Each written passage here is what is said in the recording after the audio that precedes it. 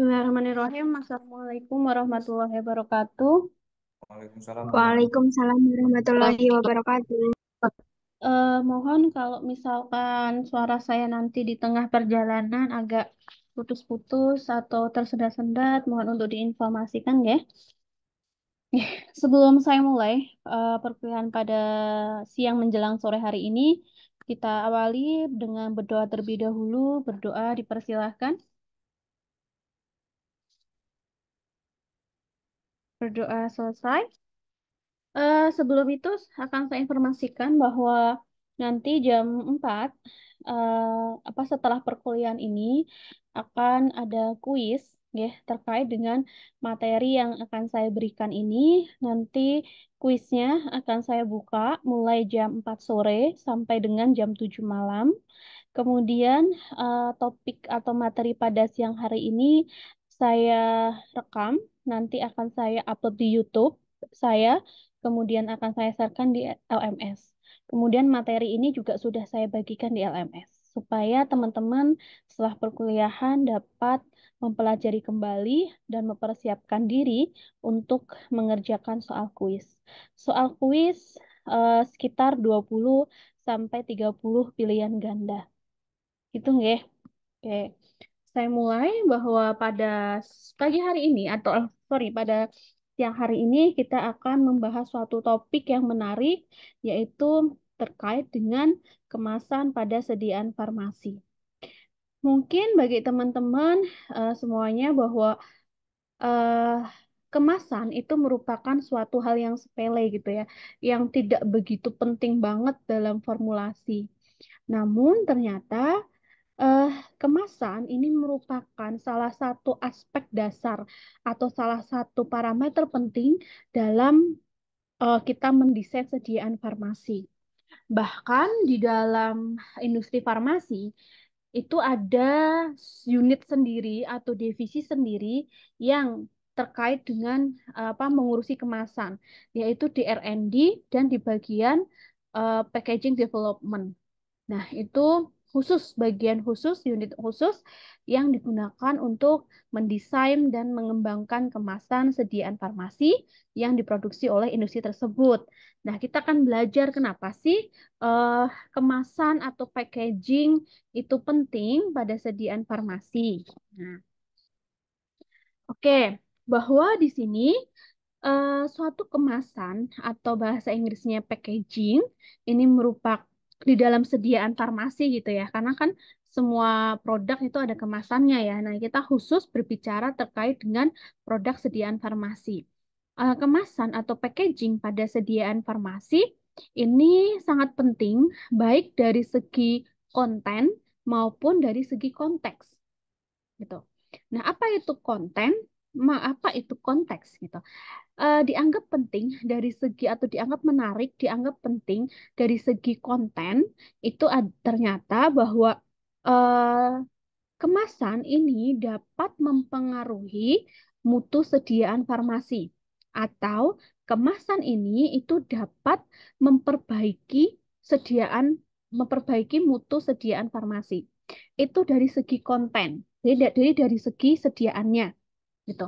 Nah, kalau dari segi konteks, gitu ya, bahwa si packaging atau kemasan ini itu dapat meningkatkan penampilan, gitu, meningkatkan nilai estetika dari suatu sediaan tersebut.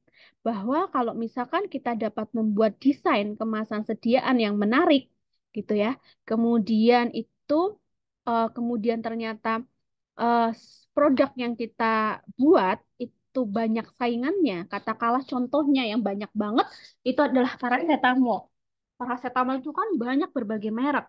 Nah, supaya kita terlihat look-nya berbeda dengan industri lain, maka kita bermain salah satunya di packaging.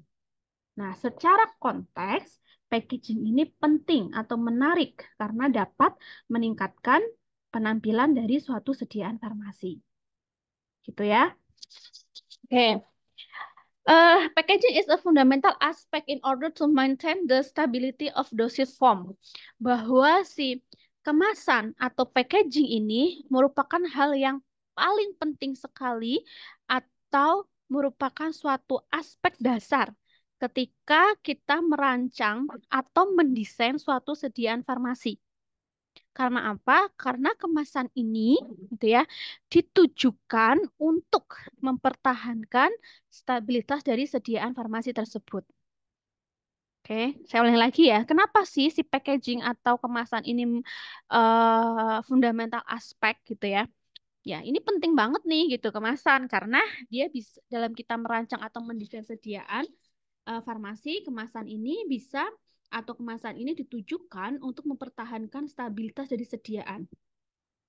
Stabilitas apa saja? Nah, stabilitas baik secara kimia, stabilitas secara fisika, maupun stabilitas secara mikrobiologi. Gitu. Nah, dari beberapa aspek stabilitas yang barusan saya sebutkan, bahwa intinya kemasan ini atau packaging ini itu akan mempengaruhi terhadap mutu dari suatu sediaan. Karena si packaging ini mampu meningkatkan stabilitas suatu sediaan, yang mana nanti mampu menjaga agar bahan aktif di dalam sediaan tersebut tidak terdekomposisi. Gitu. Artinya dia menurunkan kinetika degradasi dari suatu obat. Ya, jadi dia meningkatkan stabilitas itu dengan cara apa? Dengan cara menjaga agar bahan aktif di dalam sediaan farmasi yang kita buat itu tidak terdekomposisi. Gitu. Artinya, tugas dari packaging ini itu menurunkan kinetika degradasi dari suatu obat. Gitu. Sehingga pemilihan packaging yang tepat ya itu dapat meningkatkan shelf life atau usia hidup dari suatu sediaan. The more proper packaging in selection, the longer shelf life of pharmaceutical product. Gitu. Nah, pemilihan packaging yang tepat gitu ya dapat atau akan meningkatkan shelf life, atau shelf life itu artinya usia hidup dari suatu sediaan. Nah, usia hidup atau shelf life suatu sediaan itu parameternya apa? Gitu kan? Nah, shelf life gitu ya pada suatu sediaan itu parameternya adalah waktu kadaluarsa. Gitu. Nah, waktu kadaluarsa itu sebagai waktu yang digunakan untuk menyatakan shelf life suatu sediaan. Jadi, ketika kita menguji suatu sediaan yang nantinya tertulis waktu kadaluarsa, pasti kan di dalam sediaan itu eh pasti ada ED-nya kan, expired date-nya gitu kan. Nah, jadi ketika kita menguji suatu sediaan yang nantinya tertulis waktu kadaluarsa, itu adalah waktu di mana spesifikasi di dalam obat tersebut tidak memenuhi kopendia, baik secara fisika, kimia, ataupun mikrobiologi.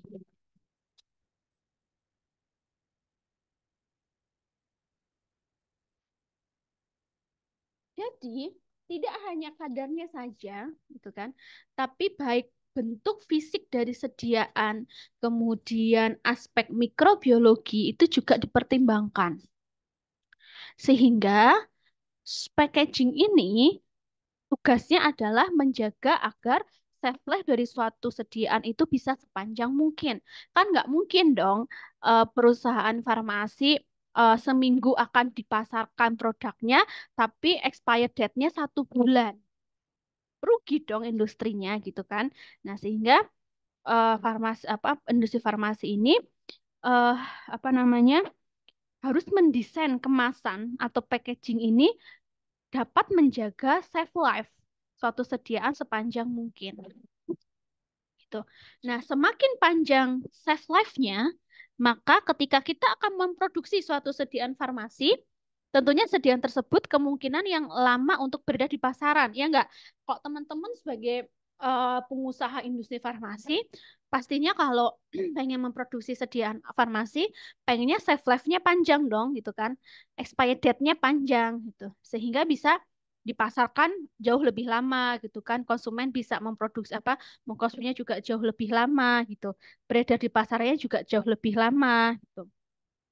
Begitu juga ketika kita membeli obat gitu ya. Ketika kalian membeli obat, maka proteksi atau perlindungan terhadap waktu gunanya juga semakin meningkat. Kayaknya gitu kan. Jadi ketika kita pengen beli obat, selain waktu kadaluarsanya itu lebih panjang, pasti kemasannya harus bisa melindungi atau memproteksi waktu guna. Jadi ketika kita menggunakan obat itu, si kemasannya itu bisa melindungi selalu gitu. Nanti kita akan belajar apa sih karakteristik kemasan yang ideal itu gitu, atau apa fungsi dari kemasan itu sendiri ya nanti. Ya. Jadi eh selain selain tadi kan dari segi konten dan konteks gitu ya, bahwa kemasan itu tidak hanya untuk meningkatkan penampilan atau tidak hanya supaya produk kita terlihat eye catching dilihat gitu ya, terlihat eye catching gitu. Tapi kemasan ini juga secara konten itu juga penting gitu, yaitu mampu meningkatkan stabilitas dari suatu sediaan obat tadi yang sudah saya jelaskan gitu. Nah, ketika kita tingkatkan stabilitas dari suatu obat, gitu ya, yakni dengan salah satunya dengan teknik packaging ini, nanti waktu kadaluarsanya bisa mencapai waktu kadaluarsa maksimum dari suatu produk obat. Gitu. Umumnya, waktu kadaluarsa obat itu adalah 5 tahun maksimum. Umumnya, gitu ya. Ketika suatu sediaan itu dipasarkan atau diedarkan di masyarakat. Nah, ketika eh, karena ketika suatu industri farmasi memproduksi suatu obat, maka industri farmasi itu akan melakukan studi yang namanya studi kinetika atau studi stabilitas dipercepat. Jadi ketika industri farmasi itu akan meluncurkan suatu sediaan ya, industri farmasi itu akan eh, apa namanya melakukan suatu uji gitu. Namanya studi kinetika atau studi stabilitas dipercepat. Nah, selain itu ada juga suatu industri farmasi yang melakukan namanya studi stabilitas real time atau long term. Jadi, apa itu studi-studi di atas yang saya sebutkan ini nanti sebagai dasar untuk menentukan waktu kadaluarsa sediaan obat atau menentukan shelf life satu sediaan. Tuh. Yang mana uji stabilitas ini itu tidak hanya dari bahan aktifnya saja yang diuji. Jadi tadi uji stabilitas dipercepat, apa namanya long term gitu ya, uji stabilitas real time atau uji kinetika itu tidak hanya kita mengecek stabilitas dari bahan aktifnya saja gitu. Namun eh, kita juga ngecek dari packagingnya. Jadi nggak cuma kita ngecek stabilitas dari sediaan sama zat aktifnya loh ya, tapi kita juga perlu mengecek stabilitas dari packagingnya atau bahan pengemasnya. Nah, sehingga si packaging ini mempunyai peran yang sangat fundamental terkait dengan stabilitas suatu sediaan. Nah, oleh karena itu, salah satu aktivitas dispensing, nah ini kan banyak ya, apa namanya, aktivitas dispensing di fasilitas kesehatan, rumah sakit, klinik, apotik, puskesmas gitu kan, eh, apa aktivitas dispensing ini sangat banyak dilakukan. Nah, apa itu aktivitas dispensing? Aktivitas dispensing ini merupakan ketika kita membuka suatu sediaan obat kita, gitu ya. Kemudian sediaan obat tersebut kita keluarkan dari kemasan primernya. Nah, itu sudah termasuk dalam kegiatan dispensing. Biasanya yang sering dilakukan apa sih? Tablet gitu ya. Tablet digerus, dimasukkan ke kapsul beberapa apa namanya? Tablet-tablet gitu ya. Kalau di rumah sakit kan biasanya kalau pasien-pasien dengan gangguan jiwa gitu kan tuh obatnya banyak ya. Dulu saya PKPA di rumah sakit zaman saya apoteker itu paling sering banget ngeracik sediaan kapsul untuk orang-orang gangguan jiwa. Atau apa namanya? ODGJ gitu kan. Jadi obatnya banyak, tablet-tablet gitu ya. Kita dispensing gitu kan, kita keluarkan dari kemasan primernya, kemudian kita masukkan ke kapsul. Atau misalkan teman-teman di apotek gitu ya, resep dari dokter kecantikan atau dokter kulit, krim A, krim B gitu kan, dicampur gitu kan, atau ditambahin apa gitu kan. Nah, itu juga termasuk dalam kegiatan dispensing. Intinya kita mengeluarkan bahan obat dari kemasan primernya, itu sudah dispensing. Nah, itu waktu kadaluarsanya itu sudah berbeda. Misalkan, oh tablet A itu harusnya waktu kadaluarsanya 5 tahun. Nah, kemudian kita dispensing. Nah, itu sudah nggak 5 tahun lagi itu waktu kadaluarsanya. Sesuai dengan BUD-nya, ya, Bayan Use Date-nya. Terus, misalkan sediaan krim, dia expired 3 tahun. Kemudian itu sudah kalian dispensing, itu sudah waktu kadaluarsanya atau shelf life-nya itu udah berbeda dengan yang ada di kemasan primernya. Karena sudah kita lakukan dispensing. Ya, jadi waktu kadaluarsa itu mengikuti kalau yang sudah dispensing itu mengikuti BUD-nya. Nah, kemasan suatu sediaan itu disebut final product. Nah, biasanya produk-produk dalam sediaan atau di dalam pabrik itu ada beberapa klasifikasi. Ada namanya produk jadi atau final product, terus ada namanya bulk product gitu ya. Kemudian ada namanya intermediate product. Apa bedanya gitu kan?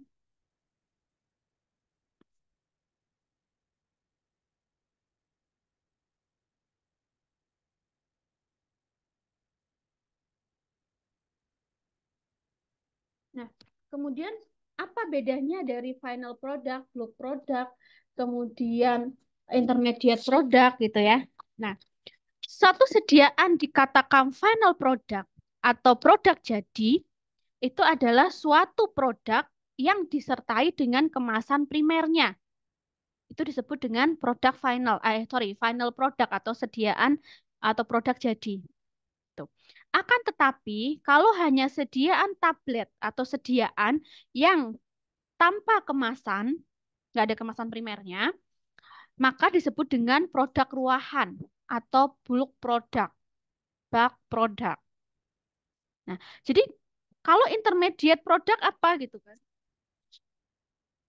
Ya, kalau intermediate product itu apa? Nah, intermediate product itu suatu apa namanya raw material gitu kan yang perlu diberikan sentuhan akhir. Jadi suatu raw material yang kurang satu langkah lagi, yaitu langkah apa? Yaitu langkah atau proses packaging atau kemasan. Ya. Nah, itu ya produk. Kemudian yang terakhir, packaging must not interact physical and chemical with packaging formulation that able to cause alteration of safety, identity, quality, potensi, or purity, and promote violence to confirm the requirement. Nah, yang terakhir adalah kemasan itu tidak boleh berinteraksi baik secara fisika gitu ya maupun secara kimia dengan formulasi atau sediaan yang diisikan di dalam suatu kemasan. Karena ketika ada interaksi antara sediaan obat, baik bahan aktif gitu kan, bahan tambahan atau komponen yang ada di dalam formula dengan kemasan ya, ini kan nggak boleh ada interaksi kan, fisika, kimia. Nah, kemudian kenapa Bu kalau terjadi interaksi fisika kimia antara kemasan dengan formulanya atau sediaannya?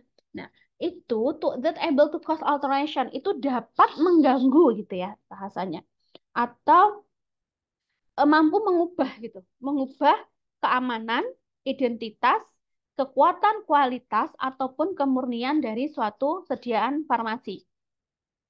Sehingga kalau misalkan safety-nya, identitasnya, kualitinya, potensinya atau kemurniannya itu berubah, maka produk itu dinyatakan produk gagal.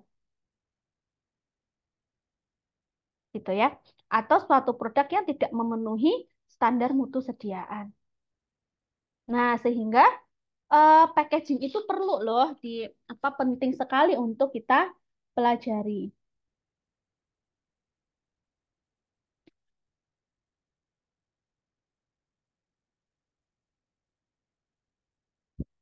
Itu ya, jadi kita sangat perlu mempelajari suatu kemasan karena hal-hal yang keempat poin yang tadi sudah saya jelaskan. Ini benar-benar perlu diperhatikan ketika kita eh, mendesain suatu sediaan.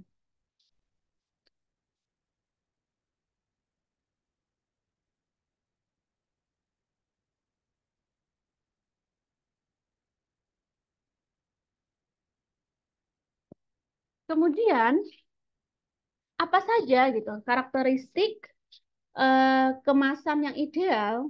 Karena ini ada 8 karakteristik kemasan yang ideal. Nah, apa saja itu? Yang pertama, gitu ya. Yang pertama adalah kemasan itu harus mampu protect from environment hazard gitu. Jadi kemasan itu harus mampu melindungi dari lingkungan. Yakni apa saja? Yakni adanya perubahan iklim, adanya cuaca, kemudian adanya debu atau polutan. Itu harus terlindungi. Karena tujuan dari kemasan, tujuan utama dari kemasan atau tugas utamanya itu adalah melindungi sediaan dari lingkungan dulu, baru yang lainnya. Yang pertama. Yang kedua adalah protect from mechanical hazard. Jadi kemasan ini dapat melindungi dari kerusakan fisik.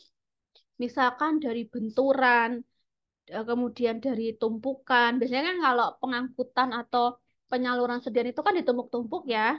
Kan kemudian kalau dipindah atau distribusikan atau dipindah-pindah itu kan biasanya dilempar-lempar gitu kadang ya kalau sediaan-sediaan tablet karena nggak gampang pecah sih. Nah itu harus bisa melindungi dari mechanical hazard gitu, dari kerusakan fisik. Nah sehingga tidak mengubah bentuk luaran dari suatu sediaan. Jadi intinya adalah mampu menjaga mutu secara fisik, gitu. Sehingga tidak mengubah bentuk luaran dari suatu sediaan. Kemudian yang ketiga adalah not add and promote loss to its content. Artinya adalah suatu kemasan yang baik atau suatu kemasan yang ideal itu tidak mampu untuk menambah atau mengeluarkan komponen formula di dalam suatu sediaan. Contohnya apa, Bu? Gitu kan. Jadi ketika kita mengisikan suatu sediaan di dalam kemasan primer, katakanlah contohnya, misalkan kita akan mengisi atau mewadahi, menuang sediaan sirup ke dalam botol, kan? Botol kan kemasan primer tuh, kan? Nah, itu nggak boleh nih, misalkan kita isi 60 awal-awal, kemudian besoknya itu jadi 70, itu nggak boleh. Atau misalkan kita isi sekarang 60, besok jadi berkurang jadi 55 mili. Nah, itu tidak boleh. Karena saat kemasan itu tidak boleh permeable. Baik dari komponen yang ada di dalam formula maupun di formula maupun dari formula tersebut untuk keluar. Jadi nggak boleh bertambah atau nggak boleh jadi berkurang. Yang keempat, pharmaceutical elegance. Nah, ini kaitannya dengan look gitu.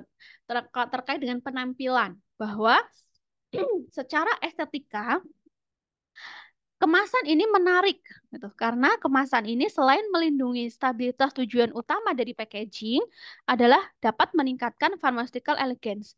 Jadi selain tujuan utamanya untuk melindungi stabilitas, tapi tujuan yang penting juga yang kedua itu adalah untuk meningkatkan pharmaceutical elegance. Apa sih itu pharmaceutical elegance? Yaitu suatu daya tarik terhadap produk tersebut sehingga baik secara terapeutik maupun baik secara persuasif itu akan membeli produk tersebut gitu. Jadi konsumen itu akan membeli produk tersebut.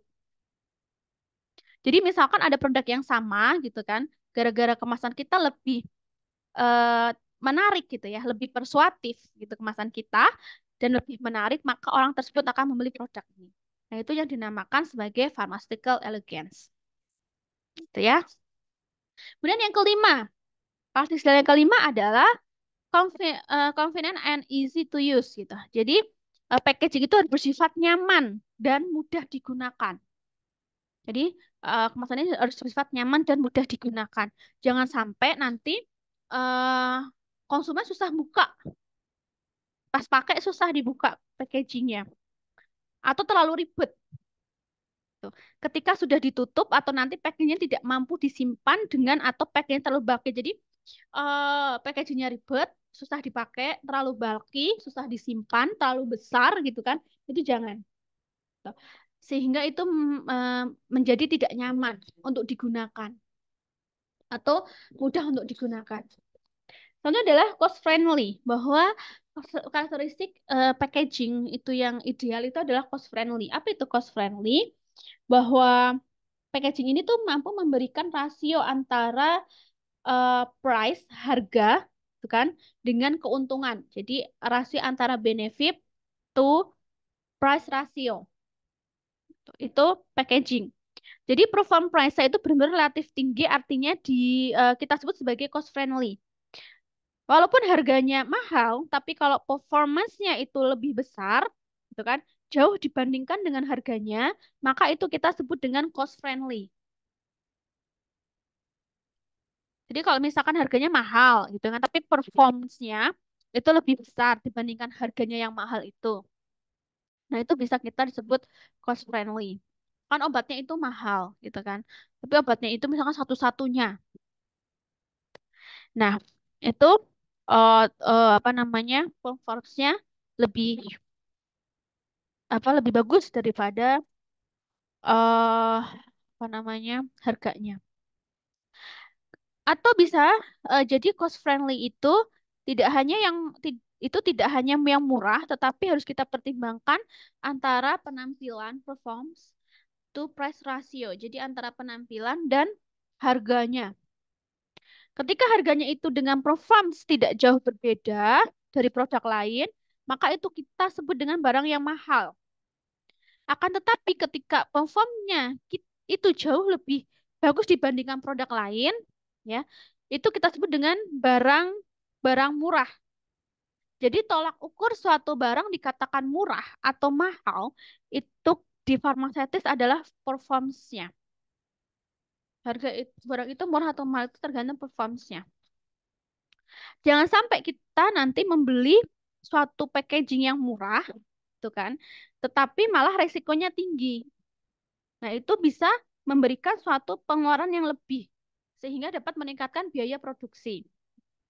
Oleh karena itu, ketika kita memilih karakteristik ideal packaging, ya, maka kita harus memikirkan namanya cost friendly antara performance dan harga. Tuh. Kemudian yang ketujuh itu adalah inert.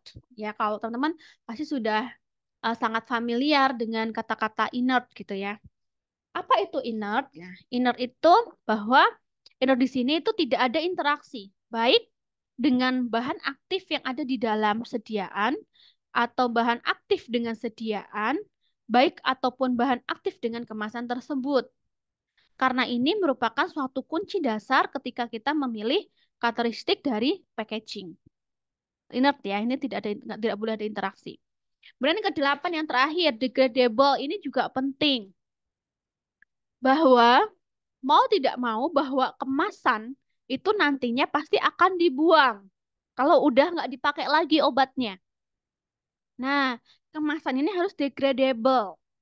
Harus mudah untuk dibuang. Harus ramah lingkungan. Gitu.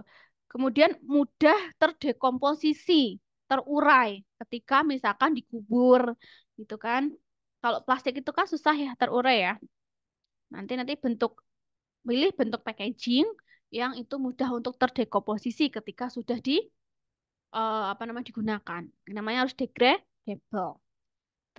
Nah, begitu ya. Itu adalah kedelapan karakteristik ideal dari kemasan atau packaging.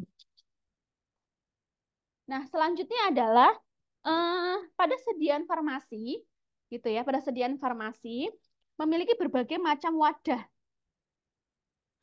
yang mana wadah tadi itu ditujukan untuk meningkatkan stabilitas. Untuk meningkatkan stabilitas atau bisa memperbaiki yang namanya pharmaceutical elegance dari suatu produk. Nah, beberapa kemasan ini itu ada ampul, kemudian ada bag, blister, botol, cartridge gitu ya. Ada gelas ada single dose container, kemudian ada injection, apa namanya, suntikan ya, ada jarum suntik, kemudian ada strip, tube, dan ada vial. Nah, ada berbagai macam kemasan gitu ya, yang mana jenis-jenis kemasan ini itu kita pilih gitu ya, ketika kita akan merancang atau mendesain suatu produk farmasi. Tentunya berbeda produk gitu ya, berbeda juga berbeda produk itu nanti berbeda juga apa namanya, berbeda tujuan pemilihan kemasan.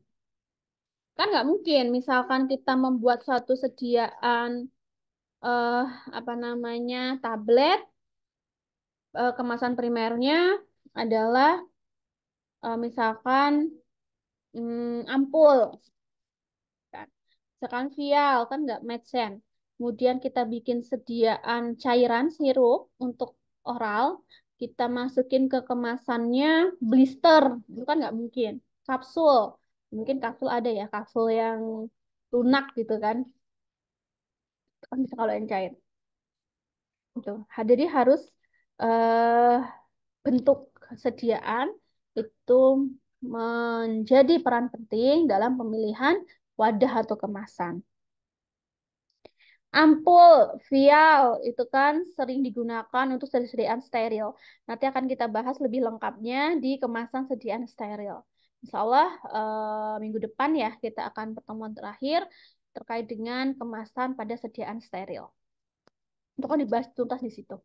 Kemudian bag itu adalah bahannya bukan kaca dan biasanya dari plastik. Nah, bag itu gambarannya apa sih, Bu? Kayak botol infus itu loh.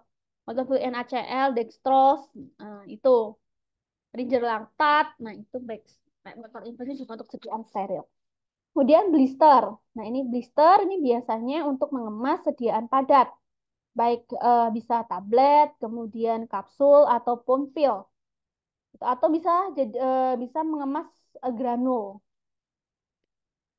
Blister ini biasanya dikombinasi dengan plastik dan aluminium foil sebagai penutup. Kemudian botol. Nah, ini botol ya. Botol itu biasanya digunakan untuk sediaan cair, yaitu emulsi, suspensi, eliksir, atau sediaan lainnya, baik berupa kaca atau botol plastik. Ini ya, jenis sediaan.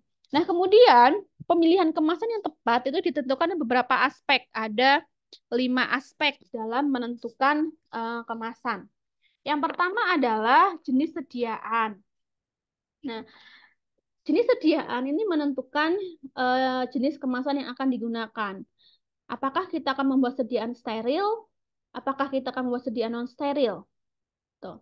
Kalau sediaan steril kan biasanya ada bag, kemasan tadi ya, bag, kemudian eh, vial, ampul itu kan untuk sediaan steril.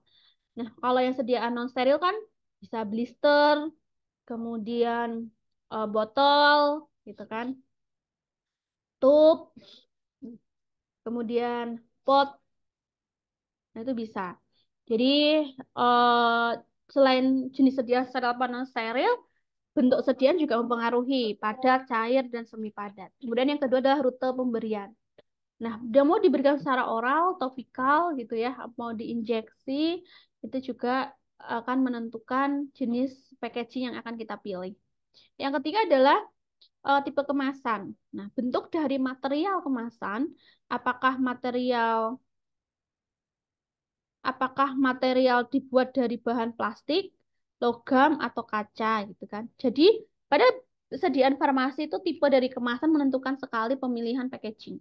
Dan marketing method atau metode pemasaran ini juga mempengaruhi karena kemasan selain ditujukan untuk stabilitas ya, juga ditujukan untuk estetika sediaan. Dispensing, teknik dispensing. Nah, teknik dispensing itu juga menentukan pemilihan yang tepat. Nah, itu bahwa tadi secara umum persyaratan kemasan itu sudah dibahas ya, ada tambahan tidak toksik, kemudian disetujui oleh BPOM.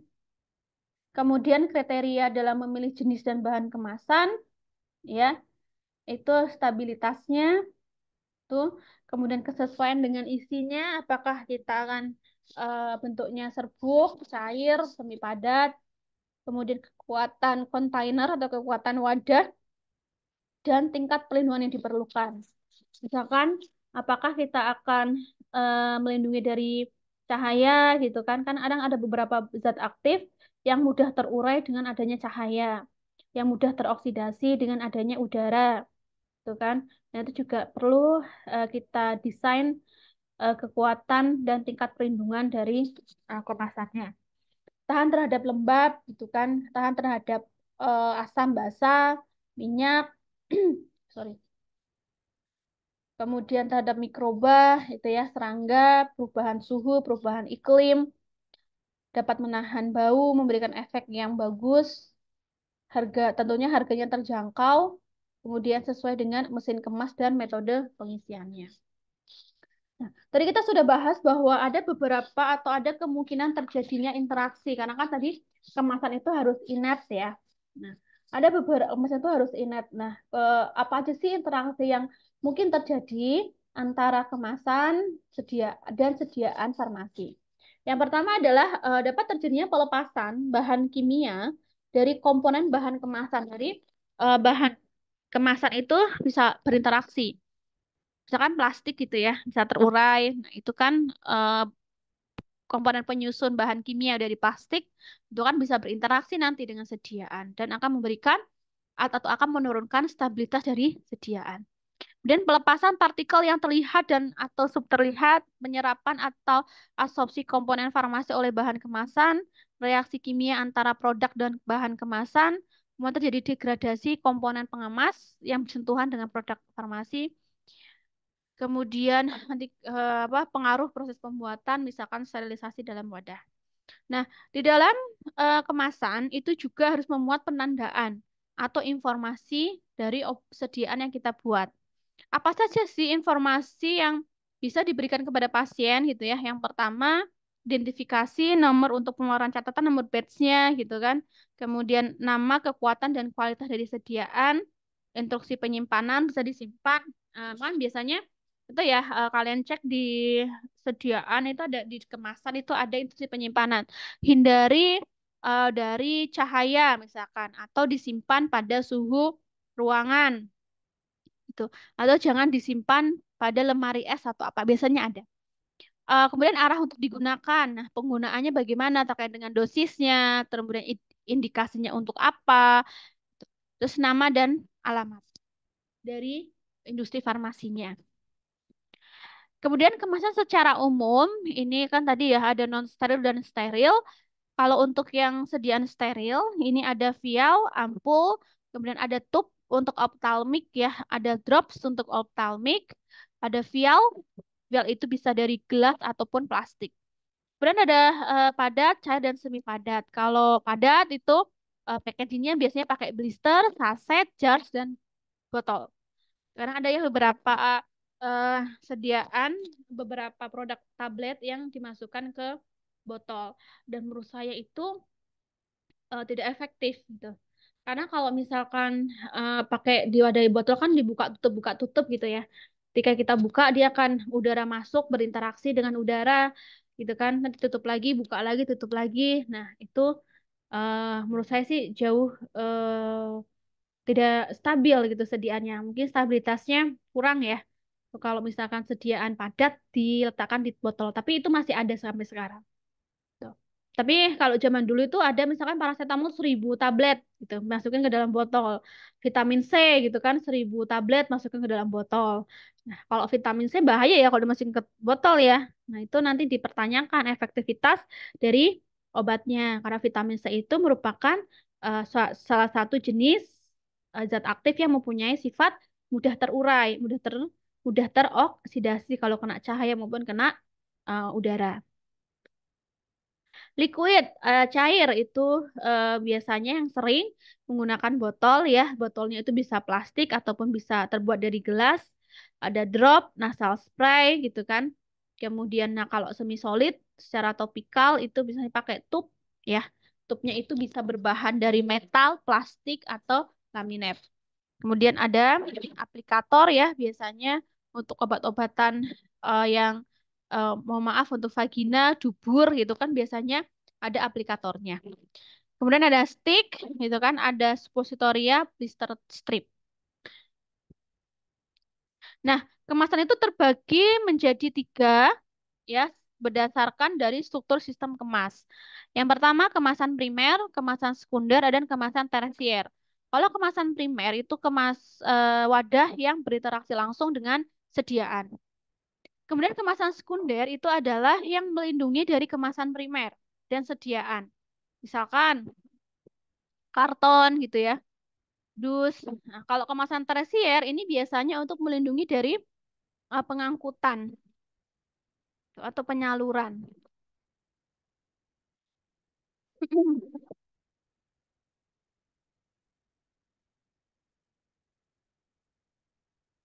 Kemudian, untuk kemasan primer sediaan cair, untuk kemasan primer sediaan cair itu terdiri ada tiga komponen utama. Ada apa saja? Yaitu ada botol atau wadah, kemudian ada tutup, dan ada beberapa menggunakan penetes. Biasanya kalau drop itu kan butuh penetes ya. Kemudian, hal-hal yang harus diperhatikan dalam pemilihan wadah atau botol pada sediaan cair, itu adalah bahan penyusunnya, bentuknya, ukuran, dan warna botolnya, serta dari segi stabilitas produk dan kompatibilitas bahan kemasan. Kemudian botol yang digunakan itu bisa dari atau bisa berbahan kaca atau plastik. Kemudian kalau bahan plastik itu biasanya untuk sediaan cair topikal ataupun oral. Nah, selain ada wadahnya, tapi juga ada tutupnya. Kalau tutupnya itu bisa terbuat dari bahan plastik maupun bahan alu. Atau beberapa sediaan tertentu, kayak misalkan sediaan obat tetes gitu kan, itu biasanya membutuhkan aplikator atau obat penetes. Drop juga butuh penetes. Kemudian kemasan primer untuk sediaan semi padat, ya. Kemasan primer untuk sediaan semi padat, bahwa sediaan semi padat ini bisa berupa krim dan bisa berupa salep gitu. Dan itu dapat dikemas dalam suatu wadah. Jadi sediaan semi padat itu bisa dikemas dalam wadah.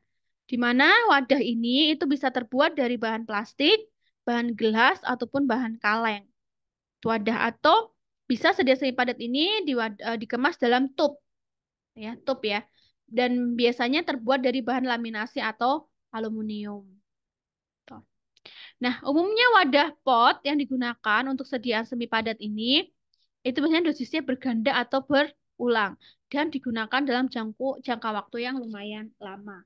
Nah, kalau kayak wadah krim, kalau krim, gel, salep gitu ya, itu kan emulgel itu kan biasanya eh, dosisnya berganda atau kita gunakan secara berulang-ulang.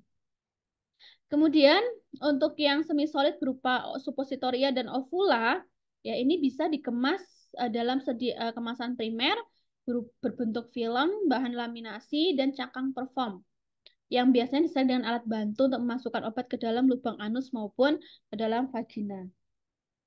Nah, ini adalah material dari kemasan, kemudian ini tipe kemasannya, apakah primer atau sekunder, kemudian itu kegunaannya. Nah, untuk yang tipenya untuk primer itu ada gelas, wol, logam, dan liners. Nah, di mana kalau misalkan gelas ini biasanya digunakan untuk pembuatan botol, ampul, vial ya yang berisi larutan ataupun tablet. Kalau yang plastik ini bisa menjadi kemasan primer atau bisa menjadi kemasan sekunder. Wol, logam, kertas, dan liners ini juga kalau misalkan logam ini biasanya untuk penyusun aerosol atau penutup bahan. Nah, ini kalau yang ini ya, kalau yang liners itu biasanya untuk memberikan segel kompresi, disegel. Nah, itu bisa segel namanya liners. Nah, kalau yang sekunder itu ada papan dan kertas. Nah, kalau yang kertas ini biasanya berbentuk leaflet atau label. Sedangkan untuk yang papan ini biasanya kotaknya untuk melindungi dari kemasan primer dan sediaan tentunya. Nah, sedangkan menurut Farmakopeia Indonesia edisi ke-6, bahwa jenis-jenis wadah ini terbagi menjadi 8. Ya, yang pertama adalah kemasan tahan dirusak, kemasan tersegel, wadah tidak tembus cahaya, wadah tertutup baik, tertutup rapat, tertutup kedap, kemudian ada wadah satuan tunggal maupun wadah satuan ganda. Nah, pada umumnya kemasan itu terbagi menjadi dua, yaitu kemasan tahan dirusak maupun kemasan tidak tembus cahaya. Kalau kemasan tahan dirusak, ini biasanya untuk sediaan-sediaan steril, gitu. Yang biasanya dimaksudkan untuk pengobatan mata atau telinga, tuh. Ya, harus disegel tanpa merusak segel. Kemudian untuk kemasan tidak tembus cahaya, ini adalah untuk zat-zat atau bahan aktif yang terdegradasi atau terurai dengan adanya cahaya. Tuh. Nah, ini adalah botol-botol yang bisa tembus cahaya. Nah, 150 ini ya yang hitam, coklat, coklat, coklat. 150, 120 dan 100. Tuh. Nah, kemasan dari sisi atau aspek perlindungan ya, ini terbagi menjadi tiga: wadah tertutup baik, wadah tertutup kedap, sama wadah tertutup rapat. Jadi ini kosong ya, ini harusnya wadah tertutup rapat. Ini wadah tertutup baik, wadah tertutup rapat, dan wadah tertutup kedap. Nah, ini untuk melindungi supaya sediaan kita itu apa namanya aman gitu, melindungi dari penanganan, pengangkutan, penyimpanan maupun penyaluran atau pendistribusian. Kalau wadah tertutup baik ini contohnya puyer ya, ini dapat melindungi bahan padat. Kemudian eh, pot dan botol plastik. Ini bisa melindungi bahan cair, bahan padat atau uap tuh, yang bisa masuk ke dalam kemasan. Wadah tertutup kedap. Nah, wadah tertutup kedap ini biasanya melindungi bahan aktif atau sediaan dari udara atau gas. Nah, ini cocok sekali digunakan untuk sediaan-sediaan steril yang diberikan secara parenteral. Atau wadah tertutup kedap ini juga bisa melindungi zat aktif ya terhadap pengaruh kelembaban. Contohnya adalah eh, tablet effervescent. Nah, kalian bayangkan kemasan primer tablet effervescent. Nah, itu kan bisa melindungi tablet effervescent dari pengaruh lembab. Kemudian dari aspek penggunaan. Nah, dari aspek penggunaan itu kaitannya dengan dosis. Ada satuan tunggal dan ada satuan ganda.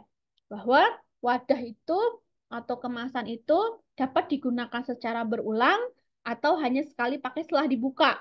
Nah, contohnya untuk yang satuan tunggal dosis satuan itu contohnya adalah sidomultin tolak angin. Nah, tolak angin itu kan kemasannya sekali pakai langsung bisa kita buang gitu. Dosis tunggal ini ada vial, ini hanya ada satu dosis ya. Kalau tolak angin kan ada beberapa beberapa zat aktif di sini. Ini dosis satuan. Kemudian ada dosis tunggal, kemudian ada satuan ganda. Satuan ganda itu artinya adalah bisa digunakan berulang kali. Contohnya adalah sediaan obat batuk cair. Nah, tadi wadah atau sediaan itu bisa dibuat dari plastik maupun bisa terbuat dari kaca. Tuh. Yang pertama adalah ada tiga tipe. Nah, ini nanti akan saya bahas tuntas di sediaan steril. Sudah saya bikin materinya di sediaan steril, nanti akan saya bahas tuntas di situ. Ya, jadi ini pengantar saja bahwa tadi sediaan itu kan bisa dibuat dari plastik dan dari kaca, gitu kan. Nah, yang dari kaca, yang jenis kaca atau gelas ini itu terbagi menjadi 4 tipe. Tipe 1, tipe 2, tipe 3, dan tipe non-parenteral atau NP. Nah, biasanya untuk tipe 4 ya, tipe 4 ini biasanya digunakan untuk sediaan-sediaan non-steril atau yang sudah direkonstitusi. Tuh. Kalau tipe 1, 2, 3 ini biasanya digunakan untuk sediaan-sediaan yang steril atau parenteral. Tuh. Ini kan tipe 4 banyaknya botol gitu ya, jars gitu kan, dropper. Nah, kalau sediaan tipe 1 ini biasanya lebih ke yang steril, misalkan kayak produk darah, produk plasma, itu kan tipe 1 ya. Kemudian tipe 1 juga produk aerosol juga tipe 1. Tuh. Nah, mungkin itu yang bisa saya sampaikan terkait dengan jenis-jenis kemasan. Nah, nanti untuk bahan pembuatnya, baik botol ataupun plastik, akan saya jelaskan di pertemuan STS steril minggu depan. Begitu? Ada yang mau ditanyakan? Silahkan. Ada yang mau ditanyakan? Silahkan. Kalau salah. Kalau tidak ada yang ditanyakan, saya absen terlebih dahulu.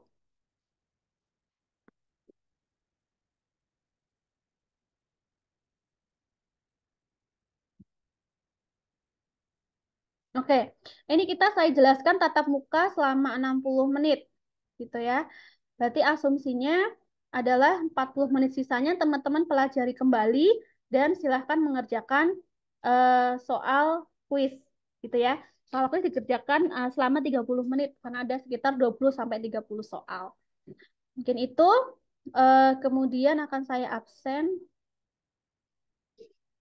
Asumsinya begitu ya teman-teman ya.